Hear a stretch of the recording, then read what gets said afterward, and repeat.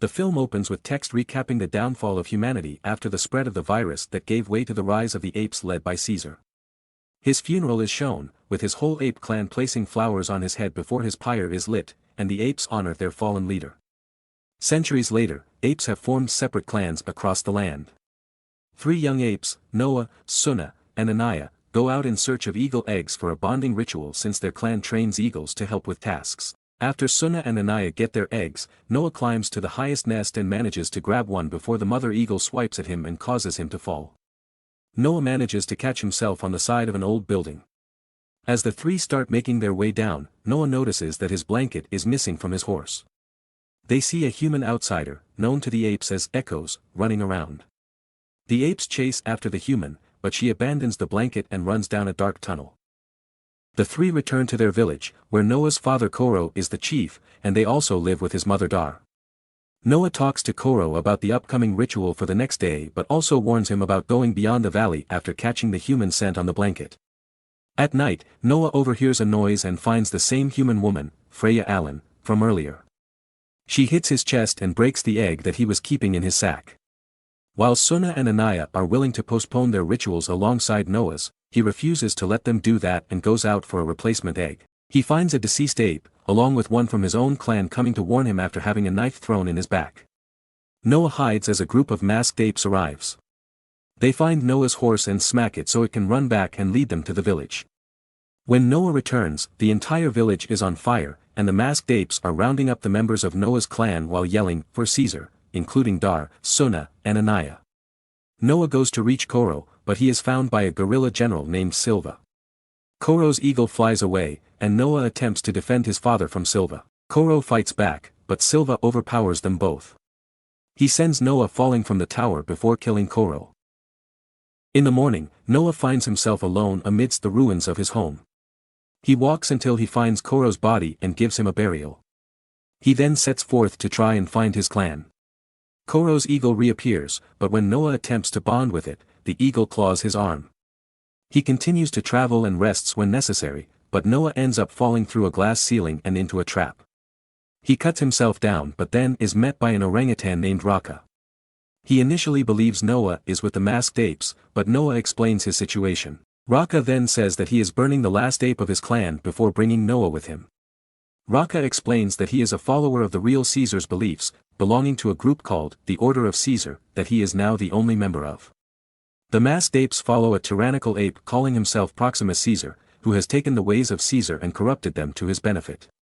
Raka also tells Noah about when humans and apes coexisted alongside one another unlike now, and it is a belief Caesar held close. Raka joins Noah in his mission to locate his clan, and on their way, they run into the young woman again after they set up camp.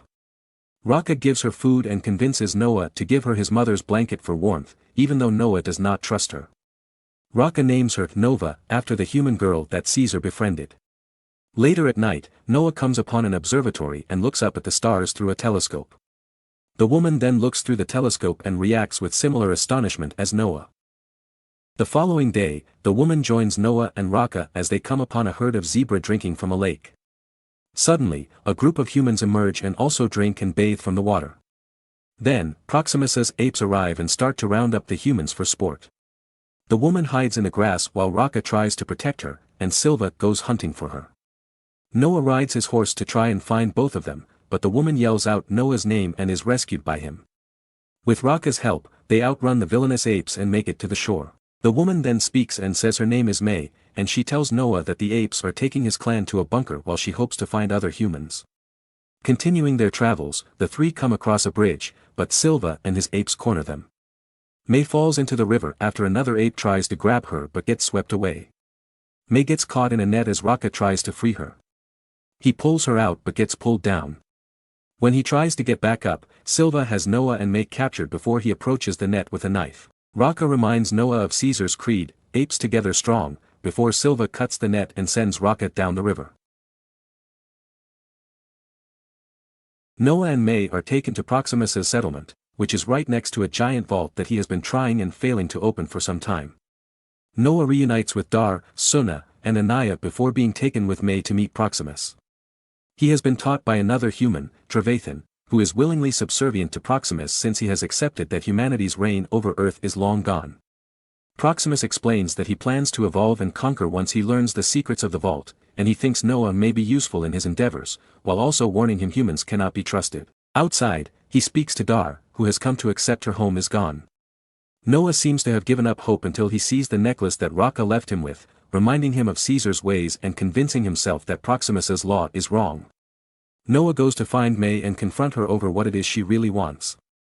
She tells him she is looking for something she says is like a book to help humans communicate again. They team up with Suna and Anaya to destroy what is inside the vault by getting it wet so that it may be useless to Proximus. Trevathan sees them and tells them their attempts will be futile. May tries to convince him to join them, but Trevathan has given up on humanity and is going to tell Proximus, so May chokes him to death and has the apes throw his body in the water. They then plant explosives around the dam and find their way through a secret entry that May knows about. Inside, the apes find picture books showing apes behind bars in zoos, while May finds her book, which is a deciphering key inside the vault's machinery. The heroes start to make their way out of the vault until they are met by Proximus and his apes. One of his lieutenants, Lightning, holds Suna at knife point as Proximus demands that May admit what her plan is. May takes out a gun she found in the vault and shoots Lightning in the chest, killing him. When Proximus asks if there are more guns, May says he cannot have what is inside and proceeds to blow the dam, flooding the bunker. Proximus's apes are killed while the Eagle clan starts climbing their way up. Noah is chased by Silva, but he manages to squeeze his way through a gap that Silva is too big for, leaving the brutish gorilla to drown. The apes make their way up to the top, but Proximus finds them and begins to attack Noah for ruining his plans. He intends to make him bow before killing him, but Noah begins to chant his father's songs to command the eagles, leading the rest of the clan to join him as the eagles proceed to attack Proximus, clawing and pecking at him until Dar has her eagle deal the final blow as the eagles pull Proximus over the ledge and send him plummeting to his watery grave. Noah leads the apes back to their home, where they begin to rebuild. May finds them to come and bid Noah farewell, but he tells her he has come to agree with one thing that Proximus said, which is that humans will do anything to serve themselves. May admits that she is trying to get humans back to reclaiming their planet, but Noah questions where that will leave the apes. May arrives at a human base and is met by a woman named Corina. May gives her the deciphering key, which Corina brings to her team, and they use it to activate a network of satellites so that they may contact other human survivors. Meanwhile, Noah takes Suna to the observatory so she can look through the telescope up at the stars with him.